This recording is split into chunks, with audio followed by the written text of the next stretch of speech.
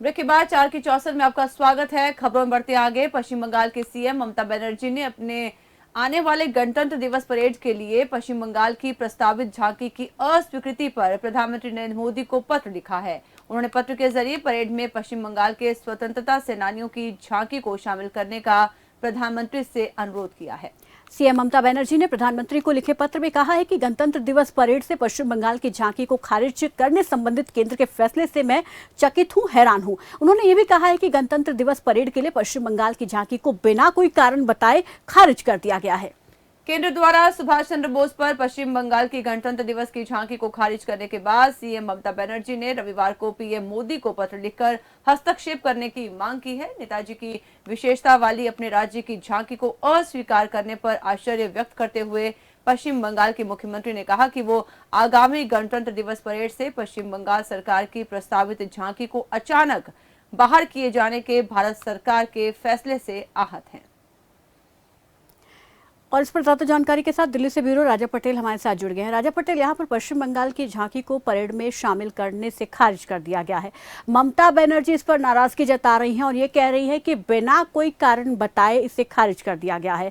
ऐसे में यहाँ पर इस पर क्या बीजेपी की कोई प्रतिक्रिया सामने आई है? क्या बीजेपी की तरफ से किसी प्रकार का कोई कारण दिया गया है कि आखिर क्यों खारिज किया गया है?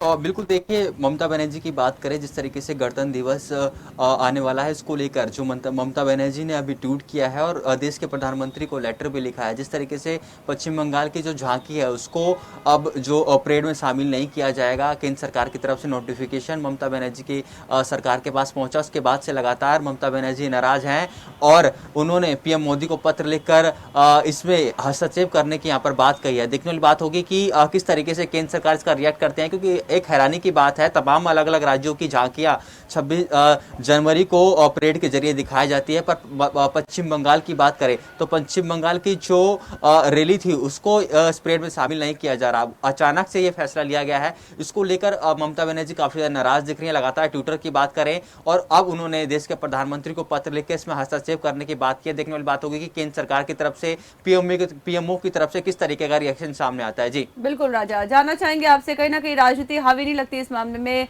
कि बिना किसी कारण से पश्चिम बंगाल की जो झांकी है उसे उसे उसे डीलिस्ट कर दिया गया है?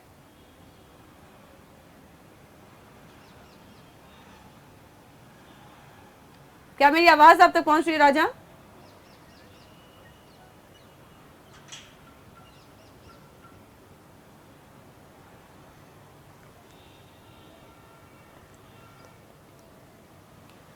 बिल्कुल, कहीं ना कहीं राजनीति साफ तौर पर झलकती हुई नजर आ रही है। जिस तरीके से